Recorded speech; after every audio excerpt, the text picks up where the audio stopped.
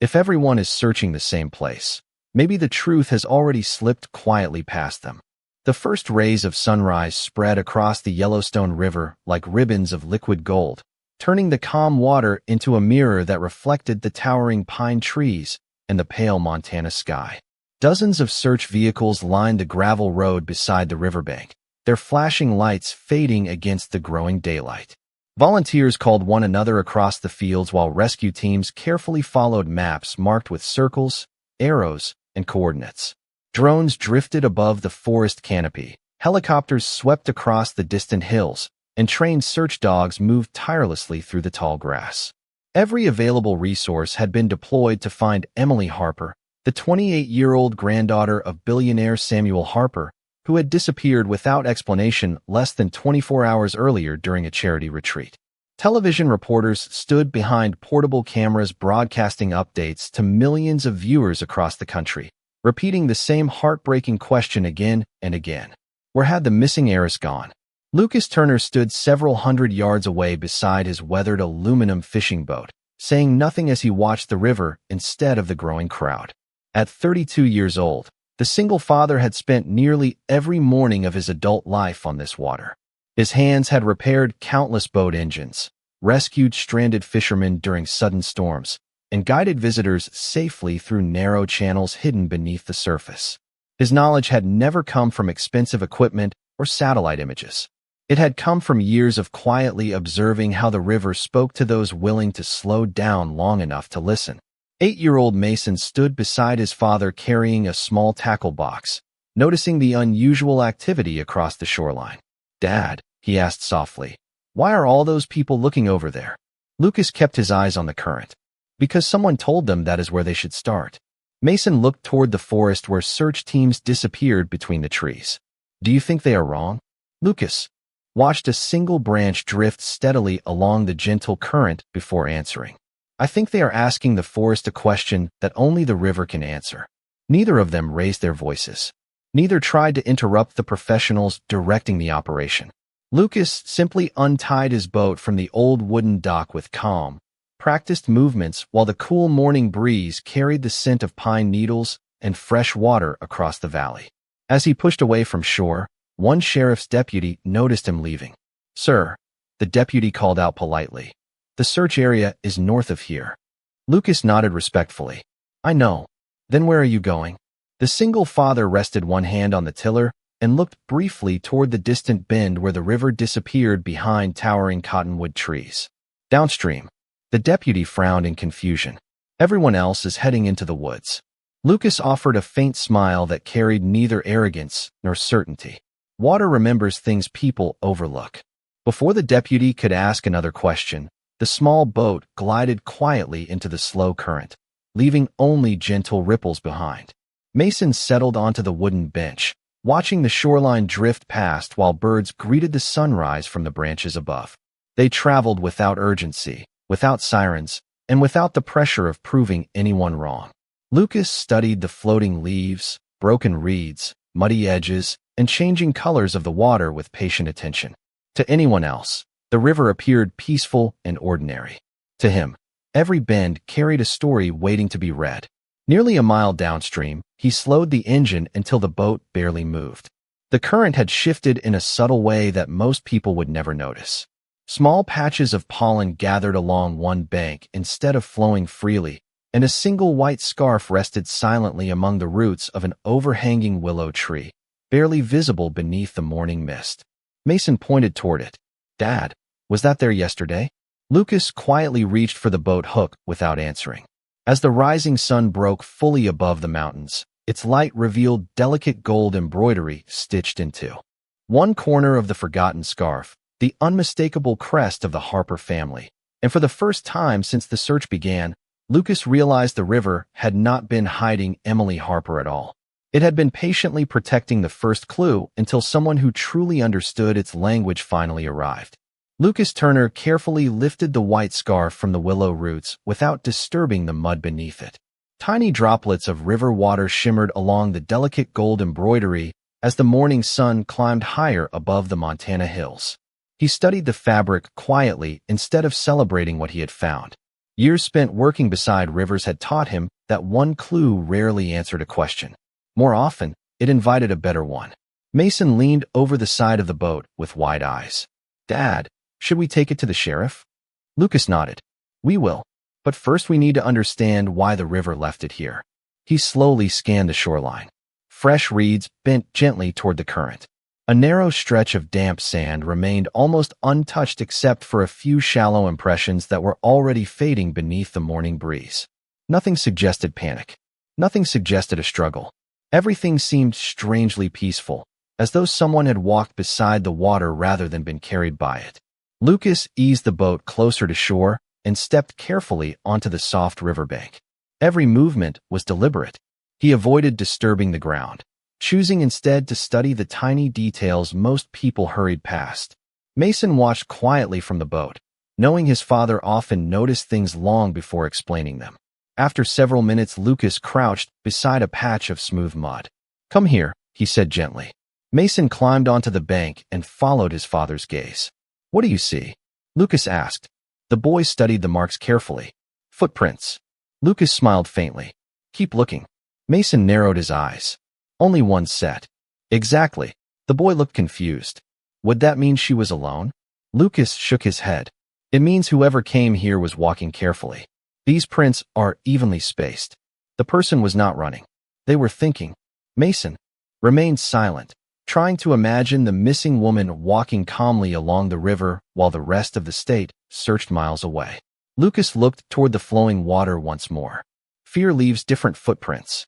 Before they could continue, the distant sound of approaching vehicles echoed across the valley. Several sheriff's trucks stopped near the dock where volunteers had first noticed Lucas leaving that morning. Word had already spread that he had found something connected to the missing heiress. Sheriff Daniel Foster walked toward the river carrying an evidence bag, while two investigators followed behind him. "Mr. Turner," the sheriff called politely. "My deputy said you recovered an item." Lucas handed him the scarf without hesitation. It was caught beneath those willow roots. The sheriff examined the embroidery and immediately recognized the Harper family crest. One investigator carefully photographed the area, while another began marking locations with small orange flags. "Did you touch anything else?" the investigator asked. Lucas pointed toward the fading footprints. "Only enough to avoid stepping on them." The investigator looked briefly at the impressions before returning his attention to the scarf. Lucas quietly noticed that no one seemed interested in where the footprints actually led. Their attention remained fixed on collecting evidence instead of understanding it. Sheriff Foster thanked Lucas sincerely before preparing to leave. "This could be the breakthrough we needed." Lucas nodded but hesitated for a moment. "Sheriff."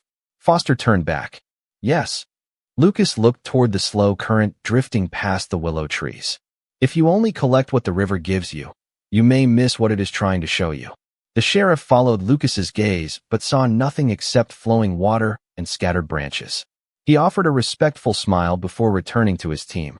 Within minutes, the investigators packed the scarf into an evidence container and drove away toward the command center. The riverbank became quiet once again. Mason looked at his father. "Do you think they are going to find her now?" Lucas remained silent for several long seconds before gently pushing the boat away from shore. "Not yet." "Why not?" Mason asked. Lucas started the small outboard engine and guided the boat farther downstream toward a narrow bend hidden behind towering cottonwood trees. "Because they are following the evidence," he answered softly. "I am following the person." As the boat rounded the bend, a faint glimmer beneath the shallow water caught Lucas's attention for only an instant. Something small and metallic resting among smooth river stones before disappearing beneath rippling reflections, and he quietly turned the boat toward the opposite bank without saying a single word. Lucas Turner guided the small aluminum boat toward the opposite bank until the engine settled into a quiet idle. The object beneath the shallow water flashed once more as sunlight slipped between the cottonwood branches. He reached into the river with the wooden handle of his landing net and carefully lifted the item from between the smooth stones without disturbing the surrounding sand. Water streamed away as a silver pendant rested in the center of the net, its polished surface still bright despite the mud clinging to its chain. Mason leaned forward with curiosity. "Is it jewelry?" Lucas rinsed it gently in the clear current before turning it over in his palm. A finely engraved crest appeared on one side, identical to the gold embroidery stitched into the scarf they had discovered earlier that morning. The Harper family, Mason whispered after recognizing the symbol from the television news. Lucas slowly nodded, but his attention shifted to the opposite side of the pendant. Instead of a date or initials, a short sentence had been engraved by hand in elegant lettering. Trust the river before the road. Mason frowned. What does that mean? Lucas remained silent for several seconds while studying the words. Someone wanted her to remember this. He slipped the pendant into a clean cloth bag instead of an evidence container, sensing it represented something far more personal than expensive jewelry. As they continued downstream, the river narrowed between rocky banks where the current slowed beneath overhanging trees. Lucas reduced the engine to its lowest speed, allowing the boat to drift almost silently. Birds moved freely through the branches above, and the only sounds were flowing water and the occasional splash of trout breaking the surface. Suddenly, Lucas noticed something unusual along the muddy shoreline. Fresh footprints appeared once again, but this time they ended beside a weathered canoe hidden beneath fallen branches. The canoe remained tied securely to an old cedar stump, untouched by recent storms. There were no signs of damage, no signs of panic, and no indication that anyone had attempted to conceal it in haste. Lucas stepped ashore, while Mason stayed close behind. Inside the canoe rested a folded wool blanket, an empty metal water bottle, and a small canvas backpack containing dry granola bars and unopened bottles of water. Everything had been arranged neatly. Nothing appeared abandoned in fear. Lucas slowly closed the backpack. Someone planned to stay alive. Mason looked around the quiet shoreline. Do you think Emily was here? Lucas answered carefully. I think someone wanted this place to be found only by a person who understood rivers. Before they could search farther, a faint column of smoke drifted upward beyond a thick stand of pine trees several hundred yards away. It rose steadily into the cool morning air before disappearing among the branches. Lucas studied it thoughtfully. Wildfire season had ended weeks earlier, and no public campsites existed anywhere near this isolated bend. Stay close, he said softly. They followed a narrow game trail through moss-covered rocks until the trees suddenly opened into a small clearing. An old ranger cabin stood quietly beneath towering pines, its weathered porch facing the river as though it had watched generations of water pass by. One window remained slightly open. A kettle rested beside a cold stone fire ring. Fresh footprints crossed the damp earth leading toward the cabin door. Lucas approached without hurry and knocked gently against the wooden frame. No answer came. He waited another moment before pushing the door open just enough to look inside. Sunlight spilled across the simple room, revealing a neatly folded blanket, a steaming mug of herbal tea that had not yet cooled completely, and a woman's light-colored jacket resting carefully across the back of a chair. Whoever had been there had left only minutes earlier. Then Lucas noticed something that made him stop breathing for just a second. Resting on the small wooden table beside the mug was a folded map of the Yellowstone River with one location carefully circled in blue ink, and beneath the circle someone had written a single sentence in graceful handwriting. Do not trust the people searching the road. Trust the river. Lucas quietly folded the map without speaking. In that moment, he realized the missing heiress had not simply wandered away from the search. She had been deliberately following a message that someone she deeply trusted had left for her long before she disappeared, and somewhere beyond the next bend in the river, the reason for that impossible choice was still waiting to be discovered. Lucas Turner slipped the folded map into the inside pocket of his canvas jacket before taking one last look around the old ranger cabin. Nothing inside suggested fear. The blanket had been folded with care, the tea had been prepared without haste, and the small wooden chair remained neatly tucked beneath the table. Whoever had stayed there had not been hiding from the wilderness. They had been waiting for the right moment to leave. Mason quietly traced his fingers across the dusty windowsill. Dad, do you think she knew someone would find this place? Lucas looked toward the open window where the gentle breeze carried the scent of pine through the cabin. No, he answered calmly. I think she hoped the right person would. Those words lingered in the still air as father and son stepped back outside. The smoke they had noticed earlier had almost disappeared, dissolving into the bright blue Montana sky. Lucas studied the nearby ground before walking farther. Every broken twig, every patch of flattened grass, every faint impression in the soft earth formed a silent conversation that most people never paused long enough to hear. He followed the trail beyond the cabin until it curved gently toward a rocky overlook above the river. There, resting against a fallen log, stood a pair of hiking boots placed side by side with unusual precision. Mason stopped walking. Why would someone leave their boots? Lucas knelt beside them. The leather was dry, the laces neatly tied together, and the soles carried fresh traces of river sand instead of mountain dirt. Because they wanted to walk quietly, he replied. Beyond the boots, smaller footprints continued across the moss-covered stones, this time made by thick wool socks instead of shoes. The trail became almost impossible to follow, yet Lucas smiled faintly, as though the disappearing tracks confirmed something important rather than taking it away. He motioned for Mason to remain where he was before moving carefully around a cluster of cedar trees. A soft rustling sound drifted through the leaves. Then came another sound, almost too quiet to notice. Someone was humming. It was not a frightened voice. It was calm, steady, and familiar enough to suggest comfort rather than distress. Lucas did not call out immediately. Instead, he stood still, allowing the silence to settle first. You do not have to hide, he said gently. The humming stopped. A few seconds later, a young woman slowly stepped from behind the trees wearing a borrowed flannel shirt over simple outdoor clothes. Her blonde hair had been loosely tied back, and although exhaustion softened her expression, her eyes remained clear and alert. She looked first at Lucas, then at Mason, before offering the smallest, uncertain smile. You are not with the search teams, she said quietly. Lucas shook his head. No. Good, she whispered, releasing a breath she seemed to have been holding for days. Mason looked between them in surprise. Are you Emily? The young woman hesitated before answering. Yes. Lucas noticed immediately that she showed no signs of confusion. She knew exactly where she was, exactly who she was, and exactly why she had stayed away. That realization unsettled him more than any missing person report ever could. Emily glanced toward the river flowing peacefully below the overlook. Did you find the scarf? Lucas nodded. And the pendant? Her eyes widened for the first time. Then the river chose you. Lucas frowned slightly. What does that mean? Emily lowered her gaze before answering.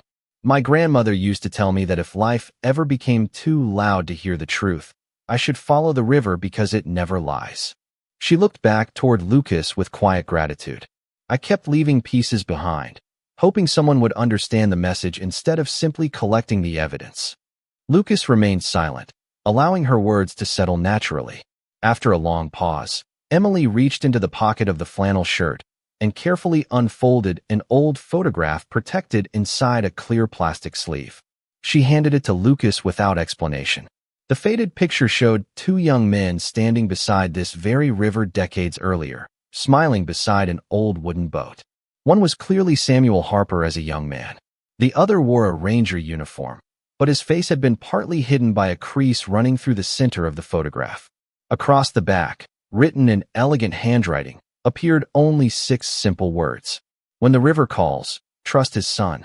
Lucas quietly stared at the sentence as a strange feeling settled over him, because he had never heard those words before, yet something deep inside him felt as though they had been waiting his entire life to be read. Lucas Turner held the old photograph carefully, as though the faded paper carried a weight far greater than its fragile edges suggested. He studied the partially hidden face beside the young Samuel Harper, but the deep crease across the image concealed too much to recognize the man standing in the ranger uniform. Emily watched his expression without speaking. She had expected confusion. Instead, she saw quiet concentration, the kind that came from someone who never rushed to explain what he did not yet understand. Mason stepped closer and looked at the picture. Dad, could that be Grandpa? Lucas slowly shook his head. I do not know. Emily lowered herself onto the fallen log overlooking the river. The morning sunlight filtered gently through the pine branches, warming the clearing without disturbing its remarkable stillness. My grandmother gave me that photograph when I was 16, she said softly. She told me to keep it somewhere safe and never show it unless the river brought me to the right person. Lucas folded the photograph carefully before handing it back. Did she ever explain what she meant? Emily smiled sadly. She always said some promises become stronger when they are not fully explained. Mason sat quietly on a nearby rock, listening to the adults while skipping small pebbles across the slow current below. Lucas noticed how peaceful Emily appeared. She was tired from days spent outdoors, yet there was no fear in her eyes. Instead, he saw relief, as though she had finally reached the place she had intended to find all along. "Everyone believes you are lost," Lucas said gently. Emily looked toward the distant mountains. "I know, but you are not." She slowly shook her head. "No." A long silence settled between them before Lucas asked the question that had quietly followed him since finding the scarf beneath the willow tree. "Why did you stay away?" Emily took a slow breath. "Because the people searching for me were not all searching for the same reason." Lucas did not interrupt. "Most of them wanted to help," she continued. "Some wanted answers. Some wanted headlines. But one person wanted to find me before I could tell my grandfather something important." Lucas remained calm, although the meaning behind her words immediately deepened the mystery. Emily reached into the canvas backpack she had carried from the ranger cabin and removed a small leather journal worn smooth with age. The initials S.H. had been embossed on the cover in faded gold. "This belonged to my grandfather when he was young," she explained.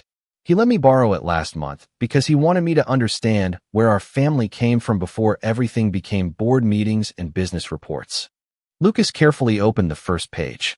Instead of financial records or family history, every page contained handwritten notes about rivers, wildlife, changing seasons, and quiet observations collected over decades. One sentence had been underlined twice. "A river always reveals the truth to those who arrive without demanding it." Lucas closed the journal. Thoughtfully, those words sounded strangely familiar, almost identical to the way his own late father had spoken during childhood fishing trips. Before he could ask another question, Mason noticed something tucked inside the back cover. "Dad, there is another picture." Lucas gently removed a small black and white photograph that had been hidden between the pages. Unlike the first photograph, this one clearly showed both young men standing beside the wooden boat. Samuel Harper smiled broadly beside another ranger whose face was now fully visible. Lucas stared at the image in complete silence. The man wore the same kind eyes, the same strong jaw, and the same quiet smile that Lucas remembered from every photograph hanging in his own living room. It was his father, Benjamin Turner. Emily looked at Lucas with surprise. "You know him?" Lucas swallowed slowly before answering. "He was my father." Emily's eyes widened as the realization settled over both of them at the same time. She whispered almost to herself, "Then my grandmother did not leave me clues to find a place." She looked directly at Lucas with tears beginning to gather, not from fear, but from overwhelming understanding. "She left them so the river could find you." Emily Harper remained seated beneath the towering pines, her fingers resting lightly on the old leather journal while the gentle sound of the Yellowstone River filled the silence between them. Lucas Turner looked once more at the photograph of his father before carefully placing it back inside the journal exactly where he had found it. He had spent years believing Benjamin Turner had lived an ordinary life repairing boats, teaching his son to respect the water, and quietly helping strangers without expecting recognition. Now, for the first time, another chapter of that life had surfaced from a place where no one had thought to look. Mason watched his father closely. "Grandpa never told us he knew her family." Lucas smiled softly. "Some people leave behind stories instead of explanations." Emily nodded. "My grandfather is like that too." She stood and slowly walked toward the overlook where the river curved through the valley below. "When I was little, he used to bring me here every summer. We never talked about money. We talked about birds, rivers, and people who quietly did the right thing even when nobody noticed." Lucas joined her beside the overlook without speaking. The peaceful view made it difficult to believe that television stations across the country were still broadcasting urgent reports about the missing heiress. Somewhere beyond the trees, search teams continued moving farther into the mountains, convinced they were getting closer while unknowingly traveling farther away. Emily finally broke the silence. "There is something I have not told anyone." Lucas turned toward her. "You do not have to tell me unless you are ready." She appreciated that answer more than he realized. "A week before I disappeared, my grandfather asked me to review several old family records before the annual foundation meeting. She hesitated before continuing. Inside one of the storage boxes, I found letters exchanged between my grandfather and your father over 30 years ago. Lucas listened quietly. They were not business letters. They were about a promise. Emily looked down at the journal in her hands. They believed this river should always remain protected from commercial development, no matter how valuable the land became. Lucas remembered his father refusing several offers to sell small sections of riverfront property years earlier, though he had never explained why. Emily continued, "My grandfather told me he intended to announce a permanent conservation trust at the next board meeting. Thousands of acres along this river would never be developed." Mason smiled. "That sounds like a good thing." Emily nodded. "It is." But not everyone agreed. Lucas understood immediately. Someone stood to lose a great deal of money. Emily quietly answered, "Yes." She looked toward the distant shoreline where sunlight shimmered across the calm water. "The day before I disappeared, I accidentally overheard a private conversation. Someone inside our own organization was trying to convince my grandfather to delay signing the trust documents. They did not know I was listening." Lucas remained thoughtful. "So you left?" "Not because I was afraid," Emily replied gently. "Because my grandmother once told me that when you cannot tell who is speaking honestly, leave the room before you choose whom to believe." Lucas could almost hear his own father saying something remarkably similar. The quiet wisdom of two old friends had somehow guided both of their children decades later to the very same riverbank. Suddenly, Mason noticed movement through the trees below. A dark sport utility vehicle rolled slowly along an old service road that did not appear on the public maps. It stopped for only a few seconds before turning around and disappearing without anyone stepping outside. Lucas narrowed his eyes. "That road has been closed for years." Emily looked in the same direction, her calm expression changing for the first time since they had met. "I know that vehicle." Lucas looked at her carefully. "Who does it belong to?" Emily answered almost in a whisper. "Derek Collins." She took a slow breath before adding the words that changed everything. "He is the attorney leading my grandfather's search team, but he is also the only person outside my family who knew about the Conservation Trust, and he was never supposed to know where this old ranger cabin was." Lucas Turner continued watching the empty service road long after the sport utility vehicle disappeared behind the trees. He did not chase it. He did not speculate. He simply memorized the direction it had traveled, the tire tracks left in the damp soil, and the unusual fact that someone had unlocked a road officially marked as closed for nearly 15 years. Mason looked at his father with growing concern. "Should we tell the sheriff now?" Lucas turned toward Emily before answering. "That depends on what you want to do." Emily remained silent for several moments. The breeze lifted a few loose strands of her blonde hair as she looked toward the quiet river that had protected her for the past several days. "If I return right now," she said softly, "everyone will celebrate because I am alive. But nobody will ask why I left, and the questions that matter will disappear." Lucas nodded slowly. Truth often gets buried beneath relief. Emily looked at him with quiet appreciation. "Exactly." She opened her grandfather's journal again and carefully turned several pages until she reached a folded envelope tucked inside the back cover. The paper had yellowed with age, but the wax seal remained unbroken. Across the front, written in Benjamin Turner's unmistakably careful handwriting, were only a few words. "For Samuel. Only when the promise is complete." Lucas stared at his father's name without moving. He had never seen the envelope before. Emily held it carefully with both hands. "My grandfather told me never to open this. He said one day the person who deserved to deliver it would appear on the river."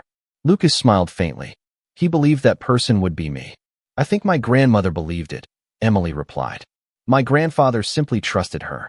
Mason looked between them. "So Grandpa left a message before I was even born?" Lucas rested a gentle hand on his son's shoulder. "Sometimes the most important promises take longer than one lifetime."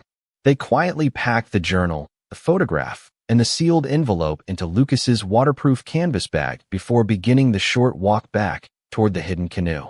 No one rushed. Every decision felt deliberate, guided more by patience than fear. As they reached the shoreline, Lucas noticed fresh footprints pressed into the soft mud near the cedar stump. They had not been there earlier. He crouched for a closer look. The impressions were clean, evenly spaced, and pointed away from the river rather than toward it. Whoever had made them had arrived after Lucas and Emily entered the cabin clearing. He looked farther ahead and noticed something else. A small pine cone rested carefully in the center of the trail. Mason picked it up instinctively. It just fell from the tree. Lucas gently shook his head. Not here.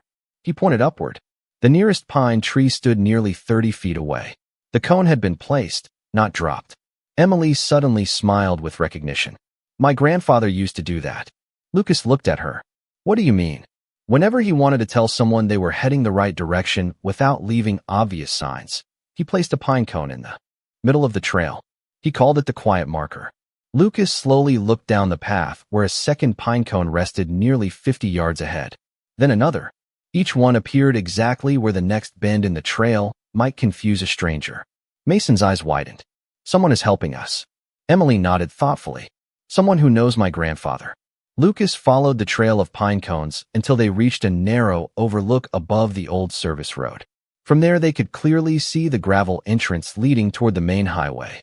Fresh tire marks from Derek Collins's vehicle remained visible in the dust, but something else immediately caught Lucas's attention. Parked beneath the shade of an old cottonwood tree sat an aging green pickup truck that looked as though it belonged to another decade.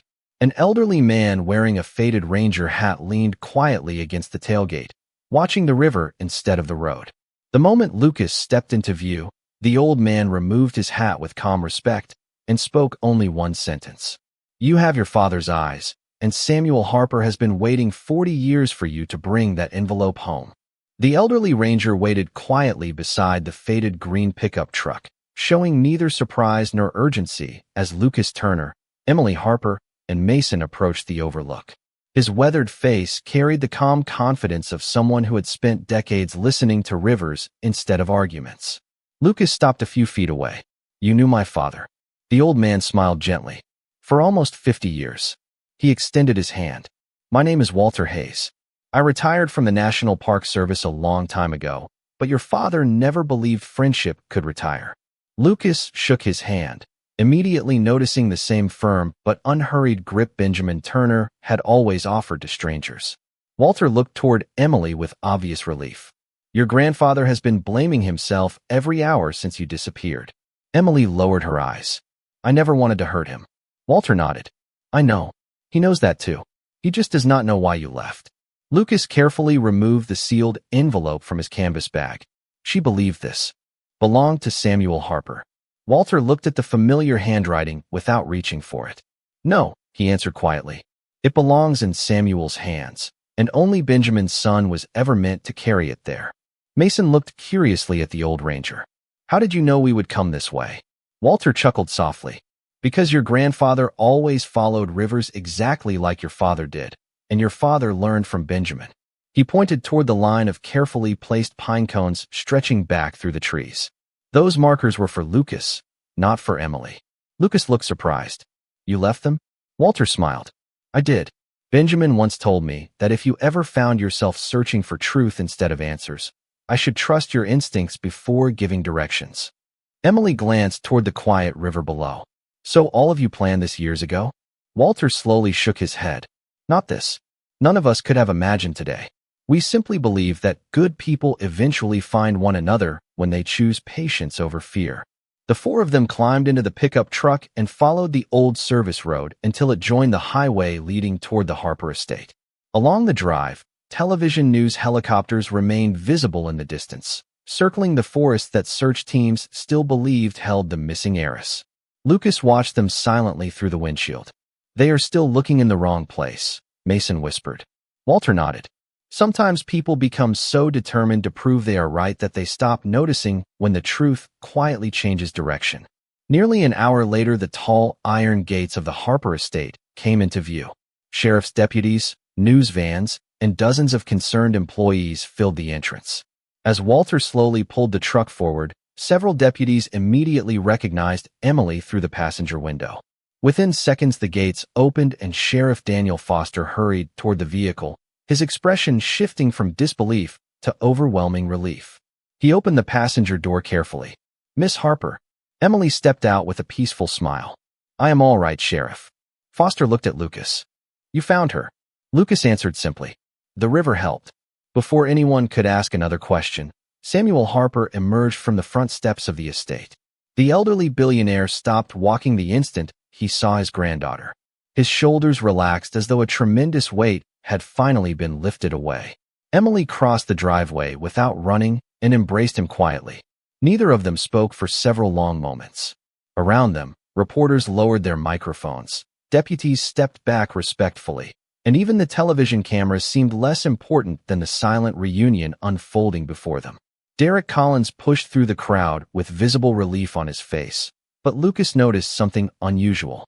Derek's eyes moved immediately toward the canvas bag hanging from Lucas's shoulder instead of toward Emily. The glance lasted only a second before disappearing behind a professional smile, yet it told Lucas everything he needed to know. Derek was not wondering how Emily had survived. He was wondering whether the envelope Benjamin Turner had sealed 4 decades earlier had finally returned with her. The great hall of the Harper estate fell into a respectful silence as Samuel Harper invited only a handful of people inside. Reporters remained beyond the front doors, deputies stood back, and even Derek Collins accepted a chair without saying a word. Sunlight streamed through the tall windows, illuminating family photographs that stretched back generations. Yet Lucas Turner found himself looking instead at the sealed envelope resting quietly on the polished oak table. 40 years had passed since his father had written Samuel's name across its front, and no one had broken the wax seal. Samuel looked at Lucas with eyes still filled with gratitude. "You carried it here. You should place it in my hands." Lucas nodded and slid the envelope across the table without ceremony. "It belongs to you." Samuel carefully opened the seal and unfolded the handwritten pages inside. As he read the first lines, his expression softened into a smile that gradually became one of quiet disbelief. Emily watched her grandfather closely. "What did he write?" Samuel took a slow breath before reading aloud. "My friend, if you are opening this letter, then my son has found his way back to you through the river we promised to protect. If that day comes, do not reward him because he found someone. Honor him because he chose kindness before recognition, just as I prayed he would." The room became perfectly still. Samuel continued reading. Benjamin had described their shared dream of preserving thousands of acres along the Yellowstone River so future generations could experience its beauty untouched. He wrote that true stewardship was never about ownership, but about responsibility, and that one honest person could protect more than 1,000 powerful voices acting without wisdom. Emily quietly placed her grandfather's old journal beside the letter. Samuel recognized it immediately and smiled through grateful tears. "He trusted you with this." Emily nodded. "He wanted me to understand what mattered before I inherited anything else." Derek finally spoke. "Samuel, we still need to discuss the Conservation Trust and the board meeting." Samuel slowly folded the letter and looked directly at him. "We certainly do." There was no anger in his voice, only calm certainty. "The trust will be signed exactly as planned." Derek lowered his eyes without another argument. Sheriff Daniel Foster then stepped forward carrying the white scarf, the silver pendant, and the official evidence bag. "These belong to Miss Harper." Emily accepted them before turning toward Lucas. "Actually, one of them belongs to him." She placed the pendant gently into Lucas's hand. "It led you to me." Lucas shook his head. "It belongs with your family." Emily smiled warmly. "My family already has what it needed." Samuel quietly reached beneath the table and removed a long wooden case wrapped in faded canvas. Walter Hayes nodded the moment he saw it. "I wondered if you still kept it." Samuel carefully opened the case. Inside rested an old brass river compass, beautifully preserved despite its age. The back was engraved with 2 names, Samuel Harper and Benjamin Turner, followed by a date from 4 decades earlier. Beneath the names appeared another inscription that no one else had ever seen because it had remained hidden inside the closed case for all those years. It read, "Whoever inherits this compass shall become guardian of the river, not by blood, not by wealth, but by the character to follow its truth when everyone else walks away." Samuel gently closed the lid and placed the compass into Lucas's hands. "Benjamin and I made this promise long before either of us became fathers. We agreed that neither of our children would inherit this responsibility automatically. It would belong only to the person who proved worthy of it." Lucas stood speechless. Every clue along the river, the scarf, the pendant engraved with "Trust the river before the road," the hidden photograph, the journal, the pine cones, and the sealed letter had never been designed merely to lead someone to Emily. They had quietly formed a path toward a promise made 40 years earlier between two young friends who believed that dignity could outlast fortune and that rivers always revealed the hearts of those willing to listen. Samuel smiled as the afternoon light filled the room. "Everyone believes you rescued my granddaughter today," he said softly. "The truth is far greater than that. The river has been leading you home since the day your father first carried you in his arms along its banks, and only today did all of us finally understand why."